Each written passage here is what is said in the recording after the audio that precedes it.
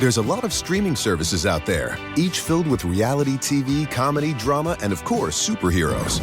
But there's one dedicated entirely to nonfiction TV and documentary films, and that's Curiosity Stream. History, science, nature, we've got it. Space, dinosaurs, big cats, we've got that too. And pretty much anything else you want to explore. Go ahead, add some smart TV to your smart TV with Curiosity Stream. Go to curiositystream.com to sign up and start streaming today. What's up? It's your boy, the Ted Smith. Thanks for listening to the Men's Room Daily Podcast. Want more? Check out the greatest podcast in all the land, The Podcast. Be sure to subscribe and listen to a brand new episode every Tuesday night. Unfortunately, what you're about to hear is real. The members of this radio program are simply not that bright, or what some people would call educated. They are merely stupid. They're not trying to offend anyone on purpose. And all have played doctors on TV. You have been warned and are cordially invited to join the party. This is the Men's Room. Forget it, man, and get with the countdown. Get with the countdown. Shake this square world and blast off for Kicksville. The trippers, the grasshoppers, the hip ones, all gathered in secrecy and flying high as a kite. This is the Men's Room with Miles and Thrill. You know what they say, shake your radio more than 3 times, and you're playing with it. You're listening to the Men's Room.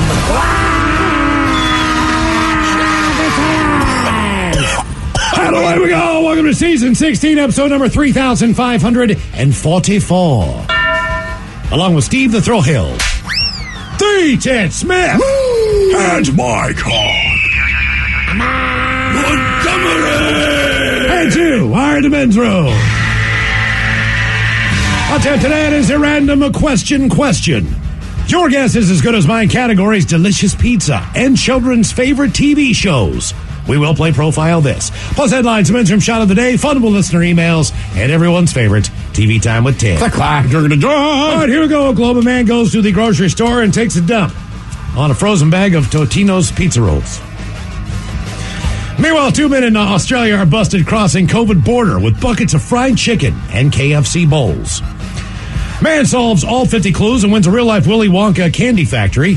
Meanwhile, calling 911 multiple times to tell them you are tired is not satisfactory.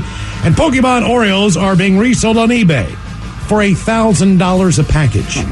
That is all coming on today's very special episode of The Men's Room. And now, here's the question. Hola, bitches. Good day to you and yours. All right, this is not a shock to anyone, but movies. Movies are big business, and there's a good reason for that. People like movies.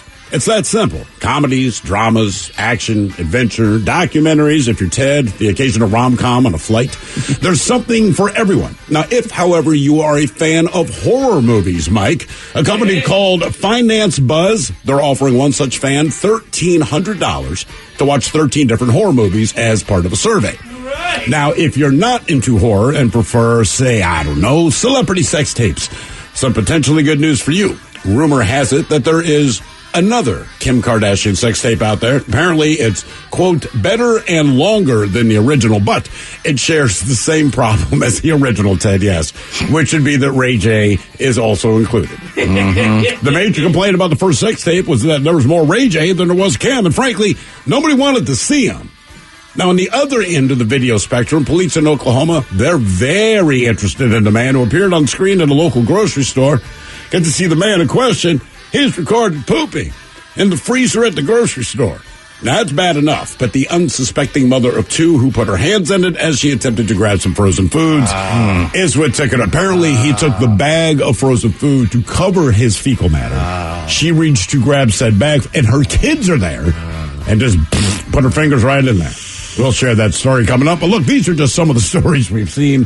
Stories that left us with many questions. Questions we'd like to ask you in the form of our random question, and this is how it works.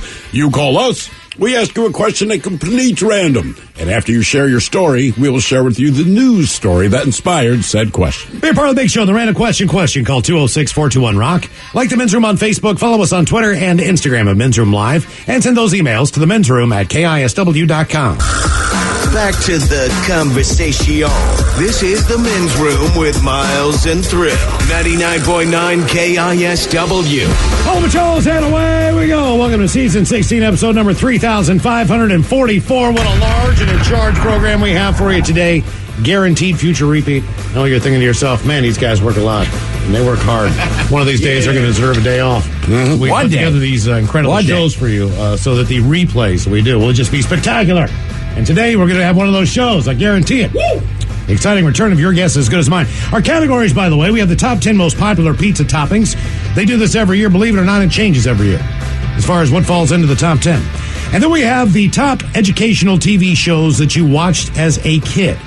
Educational? Educational. Now, that takes Barney right out of the equation. Yeah, there's no educational Barney's value. not educational. It was entertainment. Yeah. It's candy for children. It is not entertainment either. Teletubbies is candy. It's entertainment for young children. It's not exactly educational. So these are the ones that you grew up with, whether you realize it or not, they had a little educational value to it. Whether it was teaching you your ABCs or your numbers or whatever the deal is, those are the categories coming up with your guess is as good as mine. Oh, by the way, as we do a little bit more men's room for you every day, coming up on the greatest, oh, Jesus, I put the greatest story never told. It is the men's room. The men's room happy hour. Whatever the hell. So much to do. So little time. Coming up on the men's room happy hour today, we'll recap what we did over the week there, and we have the return of the word, as Steve, once again, you have found a word that we really can't say on the air. Correct. But where the word originated from, so to speak. Yeah, think about what's J.J. Watt's brother, T.J. Watt. Oh, yeah. And now imagine if he dropped the J. Right. Okay. So, but come on, Ted. Oh, yeah. Thank you. I was like, man, I'm trying to make this easy, bro. Anyway, I did a little research on the history of the word, and it's not that the history of the word is particularly interesting, but how we started using it day to day in common language is, let's just say there was a small faux pas. Now, if you haven't checked out the Men's Room Happy Hour, right after we leave these airwaves at 6 o'clock, Monday through Friday, we go over to the Odyssey app. And if you haven't done so yet, download the Odyssey app. Tons of free stations on there, hundreds of brand new channels. And not only that, and don't listen to any of those. Yeah, no, hell with that. Don't listen to the promos we play on this radio station. You listen to us, damn it. Yeah. You know what I mean? Come on. We need all the help we can get. But you download the Men's Room Happy Hour, and then from there, it'll give you an alert if you favorite it. And then Monday through Friday at 6 o'clock, we go off these airwaves, get a little bit more freedom aside from the FCC. Sure. And we do the Men's Room Happy Hour every day. So that's coming up with that. Oh, one more programming note. We got so much stuff. Program. Yeah. We do have tickets for you to check out Ghost and Volbeat as they are coming to Climate Pledge Arena. And what we'll do is at 4:20, because I figured that would be a number that you would remember, 4:20 this afternoon, we will give you a code word. You take that code word you see, you go to KISW.com, you enter the code word into the gimmick or whatever the hell is, and then you have a chance to win tickets to see Ghost and Volbeat, from what I understand. One of the newer shows that's been announced at Climate Pledge Arena. You could be, look, if you're a fan of Ghost or not, if you've never seen them before, they put on one of the greatest live shows I've ever seen. I saw them at the Moore probably 4 or 5 years ago. Then I saw them at WAMU 2 years ago, 3 years ago before COVID hit. All right. The show is fantastic. That's all you've said. I'm like, do you even know Ghost songs? He's like, no, but the show was outstanding. I know Rats and all that stuff. I know that one. Exactly. And Volbeat, they're incredible. So that's a good band live. We'll Volbeat kicks ass live. We'll give you the secret word. Or whatever the hell they call it at 4:20. Secret. But you'll know it, then you'll go to KSW.com, plug it in, and hopefully you'll win those tickets. All right, today is the day we do our random question. Question 206-421-ROCK. Do we have anyone online? Do they remember we're here? We do. And their name is Sky. Hello, Sky. Welcome to the Men's Room. Hola. Oh, it's a guy named Sky. Sky. Yeah, Sky the guy. Sky, did you miss us? Sky guy. Did you even know we were gone? Sky. What's that? Did you know we were gone? Did you miss us? What? We were gone. Okay, see, I'm glad. See, now, sometimes you have people who just listen to the show and they're fine with the replay shows. Other people give us hell. Miles, you got the worst of it. Oh, I got a lot of hell on Twitter. I saw that. I checked in on Twitter. I'm like, oh my God, people hate my guts. Yeah. No, I'm fine with the replay show. Okay. All right. Thank you, Scott. We appreciate that. All right, let's go with this one. We'll start with all right. You know what, Scott? We'll see you. We'll start on a lighter note here on a random question. What would you say is your favorite alcoholic beverage? Now, obviously, this can be broken down into many specifics, whether it's a mixed drink, whether it's a certain beer that you like, wine, whatever your deal is. I want to know specifically, what is your favorite alcoholic beverage? If you could have one right now put in front of you, what would you choose to drink? Which is a tough question, I understand. It's very tough. I'd say it's a tie between either Saint Germain or a Godfather. Okay. What is in the Godfather? So it's 1 part Scotch, or it's 2 parts Scotch, 1 part Amaretto. And that's it? That's it. Okay, so still has that peaty taste to it, I guess. If you use good, I mean, if you use a good Scotch, not really. You know, it's more like after dinner drink. You know what I mean? Okay. Where did you discover this, man? Because this is new to me. Amaretto and Scotch. Random YouTube videos. I mean, okay. It's a sour. Yeah. What's that? I mean, Amaretto should make it sweet. That's what I'm saying. Like, does it take away the peatiness because you put that on top of the Scotch? Yeah. It's real sweet without being too sweet. But it's also it's made out of Scotch. So how many of these could you drink before you were just stupid? 2 maybe.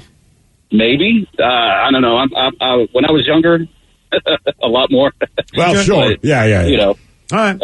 Maybe 2, maybe 3 at the most. Yeah, I was gonna say Scotch is no joke, man. That's yeah. That's like I'm just sprinting toward the drunk finish line. Do you guys have a drink that you would prefer? You know what I mean? Like if you could just have one right in front of you right now. Now, you're saying like specifically just not beer. It could be a beer. Yeah. I don't know. I will say this. Last week we were in Vegas, and how do I put this mildly? Friday, I got absolutely smashed to death. Like I do not have words to explain how drunk I was. So I fly out Friday night. I land in Vegas on Saturday. I did not get out of bed until 3. So let's just fast forward to Sunday. The first day I was able to actually get out of bed and feel decent, but I was still scared to drink because I was like still hungover from Friday. All right. So we had rented a cabana by the pool, and they come around, they offer you drinks. Now it's 10 o'clock in the morning. It's 100 degrees outside. I'm still sweating out toxins. I'm like, but as an adult in Vegas and someone's offering me a drink, I can't say no. That would be rude and stupid. So I got, for the first time in probably 15 years, I got a screwdriver. How was it? All right. Dude, it was effing delicious. I wanted, like, vodka to me is kind of a candy-ass drink, and I don't mean that as an insult. It's just something I can pound without getting too messed up, right? So I'm like, all right, let me start slow with the screwdriver. I probably drank like 7 of them. And you didn't get heartburn? I kept waiting for the heartburn, man. Okay. No, I could not believe how good it was. And then again, for the rest of that day, because I was still scared to, like, drink hard, switched to Kahlua and cream at night. Damn. And delicious. It's like a milkshake. I mean, like, you forget, if you haven't had a White Russian in a long time. I mean, I know it's cream and what it is. You know what I mean? It should be good based on the... Oh, I pooped a lot, but man, I was gonna say, I can't remember the last time I ordered no, seriously, one. I was scared of shots. Beer was just too heavy. I mean, again, Friday messed me up real good. So I went with those drinks, but then for the rest of the time we were there, that was pretty much my go-to. I think if I take anything right now, it'd be a Men's Room Original Ale. Oh, well done. Yeah. Available in a few select locations. All the details at KSW.com. If you're going to say what's my favorite, I mean, I would go with beer.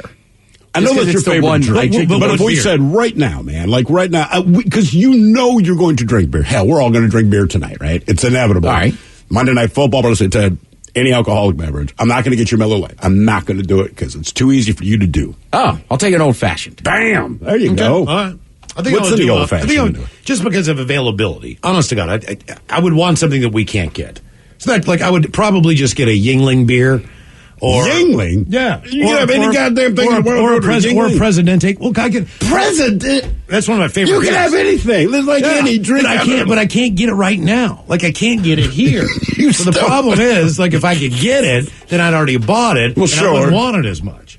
You know, it's like anything else. You know, it's like an In-N-Out burger, man. You know, like if you like them and you pass one, you're like, oh my God. I do love mimosas. Mike and I were crushing mimosas a couple of weeks, like a week ago. I haven't had a mimosa in a minute. The screwdrivers. By the pool, 10 a.m. I mean, I see you went screwdriver, but I feel like that's the time to have a mimosa. Yeah. I think I debated it briefly, but honest to God, those screwdrivers are going down so easy, so well, and kind of hair of the dog in it a little bit. Mm-hmm. I'm like, this is my goddamn friend. It was my friend for the entire time I was there. I also think you change your drink depending on what's going on, where you are, situationally speaking. Like, I normally do not drink Jack and Cokes, but if I get on an airplane, I mean, just bring them on. You know what I mean? Yeah, like, but here's the whatever difference. reason, that's the one place where I'm like, that is what I want. Because they won't let you just order Jack.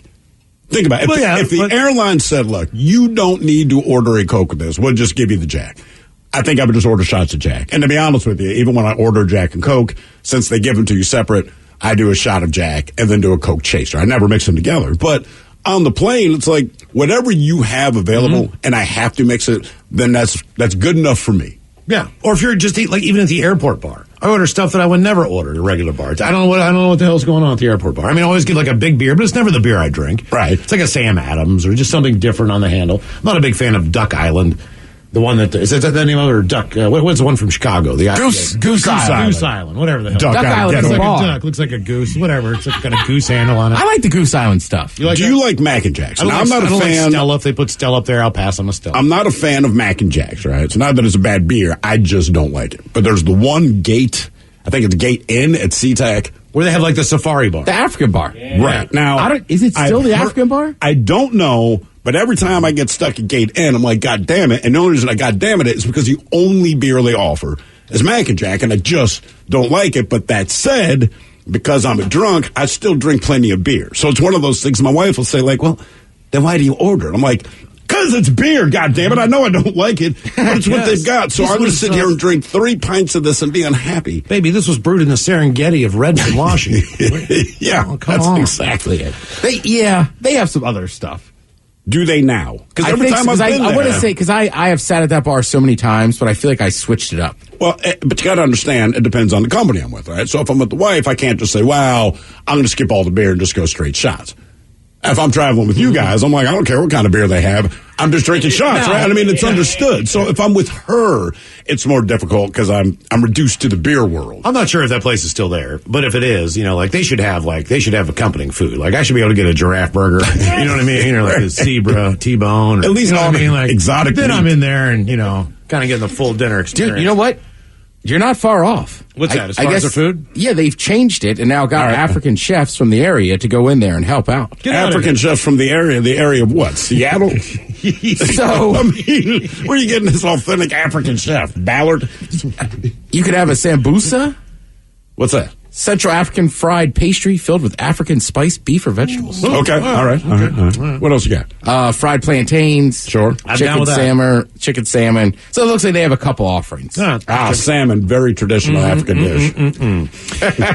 Reason we asked, what is your favorite alcoholic beverage? Speaking of Sam Adams, Samuel Adams is launching a new limited edition beer, and it packs such a punch, it's illegal in 15 states, believe it or not. The brewer released a new version of its Utopias brand. They do it every 2 years. And the 12th edition will be on shelves starting on October 11th. Don't bother looking for this if you live in Alabama, Arkansas, Georgia, Idaho, Missouri, Mississippi, Montana, North Carolina, New Hampshire, Oklahoma, Oregon, South Carolina, Utah, Vermont, or West Virginia. Utopias are illegal in those states because they contain 28% alcohol by volume. That is more than 5 times the potency of typical beer. Does that mean that you could not have a pint of this? I'm pretty sure you can't drink a pint of this, right? Why not? It's 28%. What isn't wine? So that would be somewhere around there. So if it's 5 times, just figure this. If you have 1 beer, this is the equivalent of 5 of those.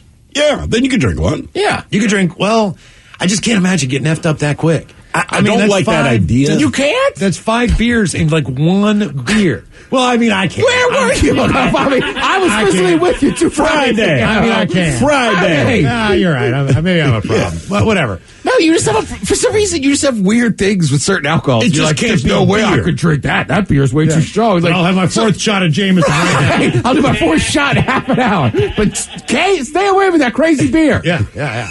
Crazy. It's also noon. Yeah.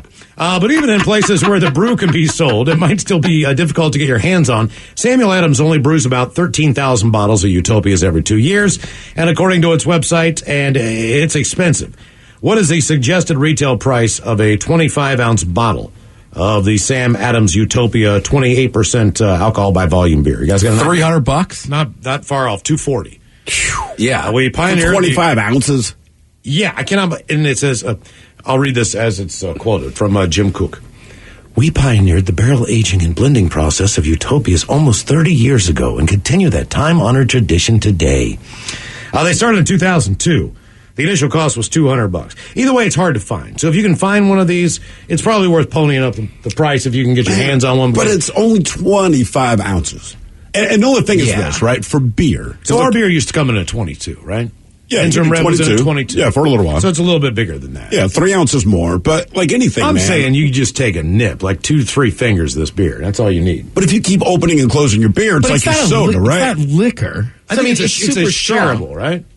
To me, you got to be very specific beer drink. Like, I love beer. I have no desire to drink this beer. What's Mad Dog? Mad Dog 2020 is a fortified wine. I think it comes in at about 20-some% as well. Most of them are like 14.5 to 16. A couple flavors are over 17%. Okay. So could you imagine drinking an entire pint of Mad Dog 2020? Yes. Yeah. I've done it. You have?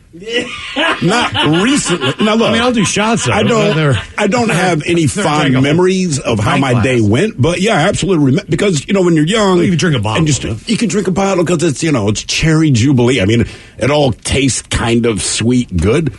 So you crush a bottle. You ask yourself why more people aren't doing that, and then you wake up the next day and you go, "This is exactly why more people don't do that." Don't get me wrong. You drink that whole 25 ounce of that thing, you're going to be trapped. But I'm just saying, like, I don't know. I don't think I would want to buy a beer that I'm just going to take like a little sip and be like, all right, it's good. I mean, for $240, I mean, if you could find a bottle of Pappy Van Winkle or something like that, I mean. But that's going to last, right? You could buy that. You're not going to sit there and drink the bottle. That's what I'm saying. To me, this sounds like a thing that you would get and 4 or 5 people would sit around and, you know what I mean? Everybody could just get a taste of it.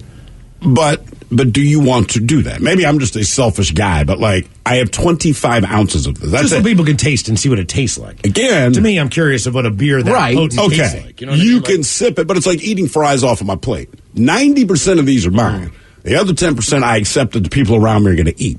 So same thing with that. Like I got 25 ounces of beer. It's cost me, $275? I mean, is this going to taste like mead or some crap, or is this going to taste like an actual beer that's drinkable, but it's just at 29%? I would assume it's got to taste like one of those super heavy, thick beers. I would think so. Because I've been places with people that are like, "Hey, you love beer?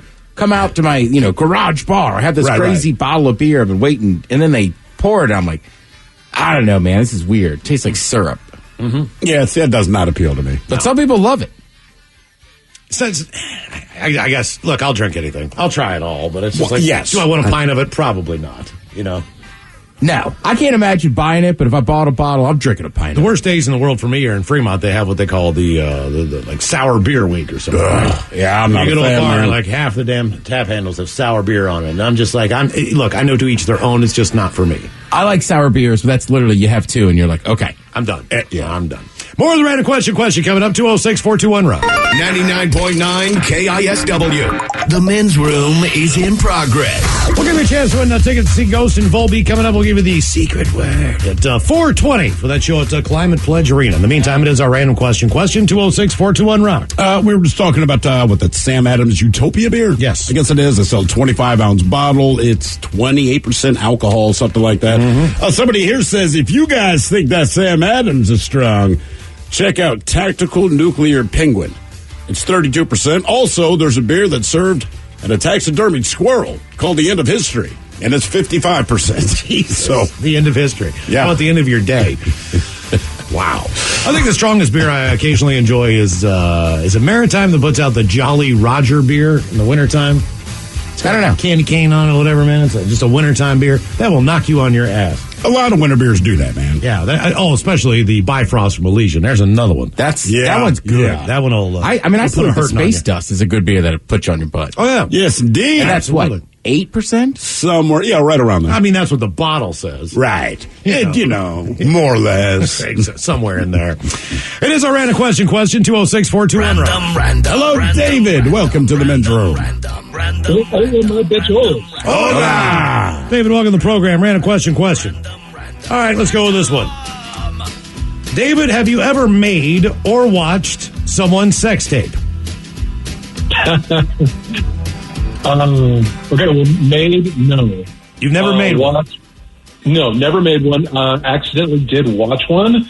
How do you accidentally watch one? Well, because we thought it was a Monday Night Football game. So I'm going to take you back to the 80s, back when we had these things called VHS tapes. Oh, yeah.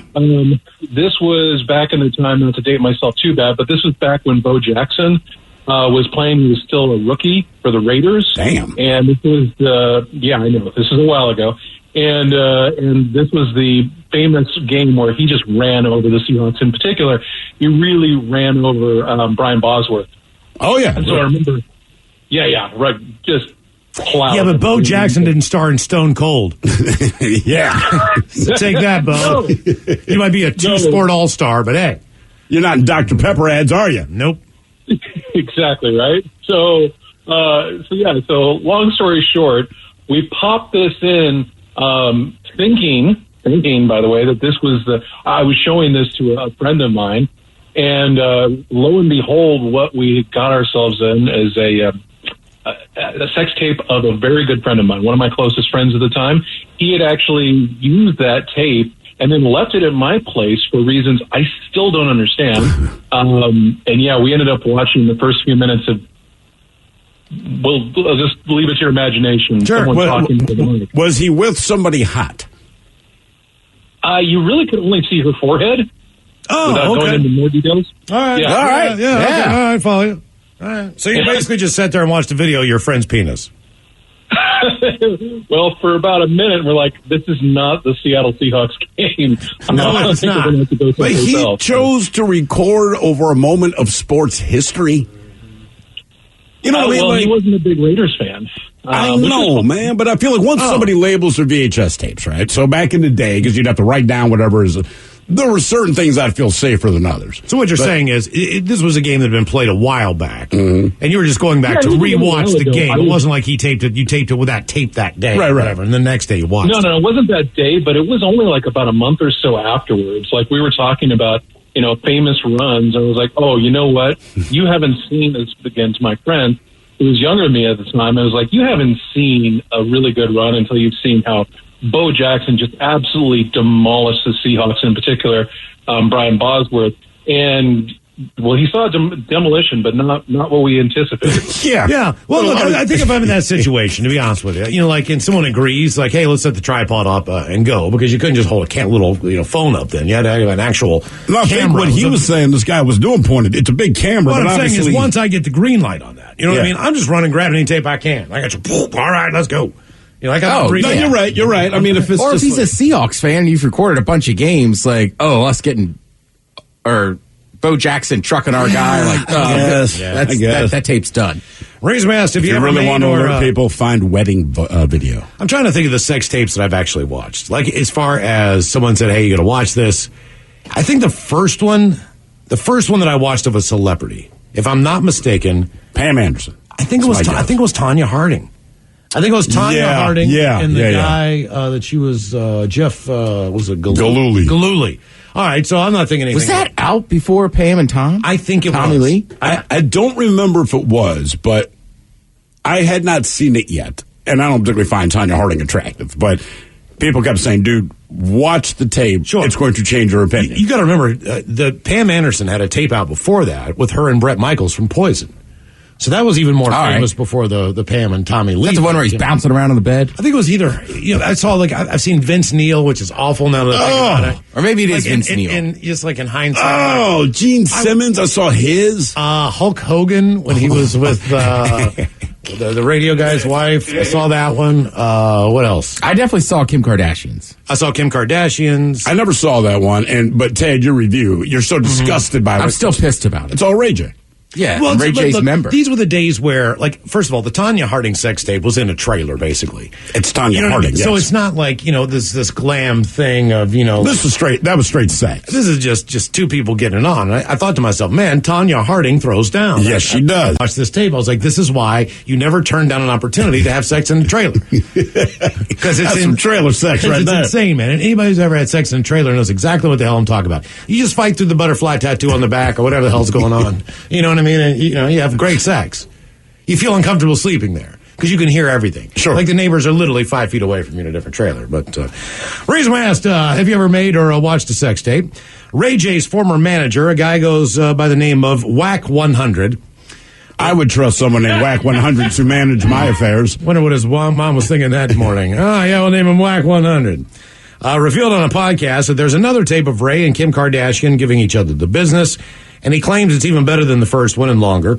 It doesn't sound like we'll see it, though. Whack, or Mr. 100, however you want to call him, if we're being formal, claims he would only give it to Kanye West because, quote, that's the mother of his children. I don't think that I would want gifted to me a tape of whoever I'm with from somebody before that I was with that person. Like, here, you know what, man? You deserve this. Out of respect. I want you to When I used to have sex with your wife, hey, man, I want you to have this tape. Just look at this. No, that's not. I don't want that. He thinks Ray would go along with that because, quote, Ray J's a father now, so he would probably gift that to Kanye. Kim's lawyer says there is no second tape. The claim that there is an unreleased sex tape is unequivocally false. How do you know? How do you know? I mean, for the lawyer to say, look, Kim might not even remember. She's like, yeah, I don't think there is. Maybe there is. Recorded it all the time. Whatever. Either way, there's probably like 15 tapes out there. I would assume it's just a legal thing. Like, she's Kim Kardashian. At some point, they were like, all right, if there's any more tapes, here's this much money. Hand them over. Exactly. It was probably part of the first deal. Yeah. You know what I mean? But that's why, right. Look, I'm with you. I guarantee you there's more tapes, but would they be released? Would anybody care? No, not Ray J's still involved. That's the big thing. By the way, the Pam and Tommy sex tape apparently came out years before Tanya Harding. Oh, is that right? So was that the first big one? That was the first one that, like, everybody had seen. You could download it. But that was like a full-length movie. You know what I mean? For whatever reason, like that was like the movie of home sex videos. But that kind of started to me, like the sex tape era. To the point that then, like, Paris Hilton came out, like, had One that Night in Paris. Right? They had a bad one. That's what Kardashian. It's called. But I mean, literally, as Thrills talked about, like, that kind of starts to, like, hey, let's put a sex tape out there. Well, the Kardashians were the ones. She was the first one where, like, they signed off on it. And she even admits that now. So, oh, yeah, me and Ray J talked, and we both wanted to jumpstart our careers. People had heard of us, but we were not famous. We understood because sex tapes were big business then. So instead of it leaking out there or whatever, let's just sign off on it, call it a leak, and I don't make know. the money. I don't like if I'm Pam and Tommy's kids, right? I think they have a couple kids. I don't think I would want to know that one of the most popular sex tapes ever includes both of my parents. No. Mm-hmm. Oh, yeah. I mean, like with Ray J and Kim Kardashian, I mean, they both have children, but, you know, the other party is not something that's familiar to them. But in this case, you know, like... Does it matter, though? I mean, look, ask yourself this. I can say, all right, Miles, your parents have one of the most famous sex tapes ever, or your mom was in one of the most famous sex tapes ever, but you wasn't having sex with your dad. Right. Like, I don't know. I think I'd rather have both parents. Like, okay, at least it's my parents. It's not like mom is making sweet time with this guy or dad's making sweet time. At least it's them together. You know what I mean? I don't know that it's awesome either way. I just feel there's better. going to be something unique to it. Like in the Pam and Tommy thing, it was just like how real. It was just like how dumb Tommy was. Like when he was talking. Oh, staggeringly. I mean, it was just like, oh my God. Man, but he's also sleeping with Pamela Anderson. This is the biggest meathead I know. And Jesus Christ, look at the size of that penis. This is not. Right. I mean, this is incredible. But like with Chuck Berry, right? Okay, we should play the audio from that sometime on the Men's Room Happy. Yes. Because he's awful. He's farting. He's doing all these things. He's just, I mean, he's got his legs over his head. He's just, I mean, it's just insane. It's just like, that is a different sex video. And he's an old man already in it. Oh, yeah. He's already famous, man. But like you said, all incontinent and blown out farts. It's like, damn, Chuck. Jesus Christ. I know you're paying her, but she deserves better than that. That's one that you watch strictly for the entertainment value. Oh, yeah. And not for the fact that you're going to get horny. It's not even sexual. Yeah. You're like, oh my God, this dude is just messed up. Hello, Don. Welcome to the Men's Room. How you doing, fellas? Hola. Welcome to the program again, Don, and welcome to the Random Question. All right, let's see here. Okay, Don. What would you say is one of the more adult experiences that you had growing up? So whether that was the fact that, let's say that, you know, you watched an X-rated movie, or your parents, you know, like didn't care if you had a beer at 15 years old, or like what kind of shocked you growing up that was kind of more of an adult experience? Probably a picture of this one woman with me and a buddy, and she was playing the double slide trombone. I prayed to God, he threw it away. So was it a Polaroid? Yeah. Okay. Was it someone you knew? Well, yeah, it was a buddy, but you know, I mean, we got accused of smiling because we were bumping something, you know, but okay, well that's pretty adult. Yeah. How old were you at the time? Oh, geez, I guess about 19. All right, okay. Okay, it's not so bad. I had a neighbor, man, and he used to take pictures of all the women he slept with. And then, of course, whenever you go over there, he's like, hey, check this out. This is on Thursday. Hey, check this out. And it's like, how are you developing this fast? And why don't this is a film camera? Oh, yeah. Like, why don't they say anything to you like at the Rite Aid? You know what I mean? You know why? Because kids at the Rite Aid are looking at these hot naked chicks. I'm with you. That's creepy. Yes. And there's a lot of people that do it now. You can just keep pictures on your phone. And I'm like, I don't care. Yeah. Mm-hmm. Well, I can remember even as a kid, my dad would want to go to the bar and get lunch or whatever, but I was allowed to sit at the bar. Oh, yeah, for sure. And people were getting drunk and, having fun, whatever, and I go shoot pool, and they had a popcorn machine in there, you know what I mean? And I would just hang out at the bar for, however long he was watching the game or whatever, and get hot dogs and all that stuff. And, I sat at the bar. So, like, to hear the conversations that are going, and no one was like, hey, there's a kid at the bar. Oh, they don't care. They don't give a crap. You know what I mean? You're at the bar. So, it was... To me, that was normal, but at the time, like looking back, I'm like, hell no, I'm not letting my 8-year-old kid sit at the bar and listen to this stuff.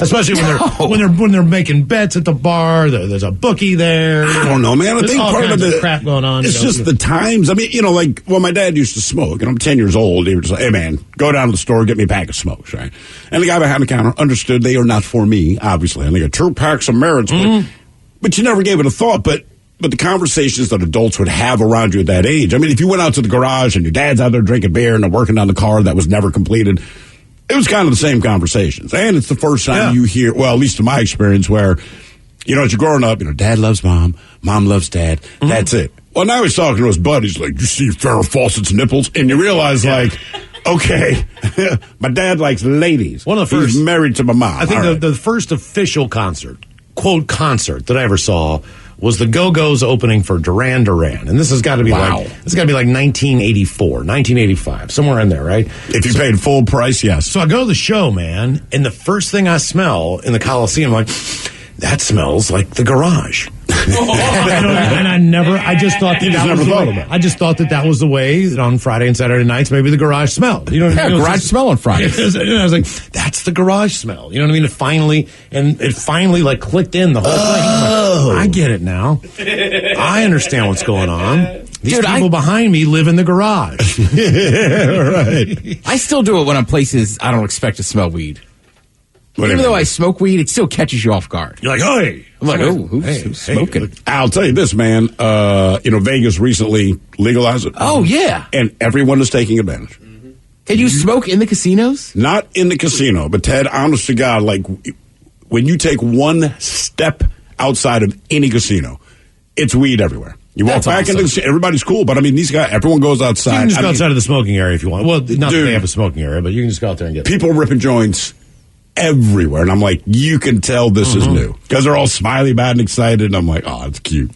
The reason we asked, what adult experience did you have growing up? A Massachusetts teacher said his school hired a party bus that included stripper poles to take students on a field trip because of the nationwide bus driver shortage. And a now viral Twitter thread. It's just a pole, less than a girl on it. This is a great story. Due to the national bus driver shortage, my school has hired a party bus with stripper poles to transport us to a field trip. This is not a drill, according to Jim Mayers, whose Twitter bio states teaches high school English. Mayers then shared a photo of what appears to be the stripper pole and party bus lighting in the thread. This is your typical, the party bus with a stripper pole. The teacher then added an interaction he claimed he took place between him and a student about the said alleged pole. Mr. Mayers asked one student, Mr. Mayers asked a student, is that a real stripper pole? Yes, I replied. Huh, he said. I've never seen one before. Me neither, said the teacher. Mayer said he expected responses from Twitter users questioning the legitimacy of the incident, but insists, look, it's a true story. The entire day was, in fact, a phenomenal experience for all the kids. They didn't really care about the bus. As has been known, half the schools nationwide dealing with a severe bus driver shortage. So if they wanted to charter this thing to go to the field trip, they couldn't find anybody to do it. So they got a party bus with a stripper party pole. Bus. What's wrong with that? To me, that sounds like a pretty good time. Yeah. And if the kids are going to love, the only people that care about stripper poles are those of us old enough to know it's a stripper pole. Otherwise, it could be a fireman's pole, stripper. It doesn't matter. It's something they can climb on, hang on to, whatever. Yeah. It's also rare to see an actual stripper. Generally, it's just a drunk girl in your party. They rarely show up with strippers included. Yeah, I'm going to tell you what, bus drivers in general, I don't know if you guys had just decent school bus drivers. Ours were a lot more like Otto, I think. I mean, as far as just even when I got on that Greyhound bus to go see my kid in Bellingham, man, as soon as I walked in the bus, I'm like, oh no, it's that guy. And I realized, like, he's in control of every single person on this bus. I don't it's know. Sometimes it's a scary thing when you realize who is actually, no pun intended, driving the bus. You know what I mean? I don't know what the bus driver situation is now, having not been on a bus in millions of years. But looking back to elementary school, you go, okay, I remember 3 in particular. One of them definitively was a drunk, but as a kid, it doesn't, you know what I mean? It's just how he was. And he was always a nice guy. But, like, again, looking back, one guy was a drunk. All of them certainly had records, you know what I mean? But they were very nice to us kids. So even though you can look back and realize, like, oh, I see what's going on with them. They're a drug addict. At the time, it didn't matter. His eyes are just always red. It's a tough gig, too. Because kids have parents. Right. And then you're taught, you understand when you get to school, there's teachers and principals. Whereas the bus driver's stuck in this weird zone of, like, how much discipline can I enact on this kid? And, like, are the kids just going to test you the whole time as they know you're not your parents or a teacher? So, like, a school bus driver is kind of a rough gig. Not only that, but I do recall one point in time, 2 kids getting in a fight in the back of the bus. They were older than me, probably a couple years older than me. I don't know what the fight was about. The bus driver pulls the bus over at a small mini-mart gas station convenience store.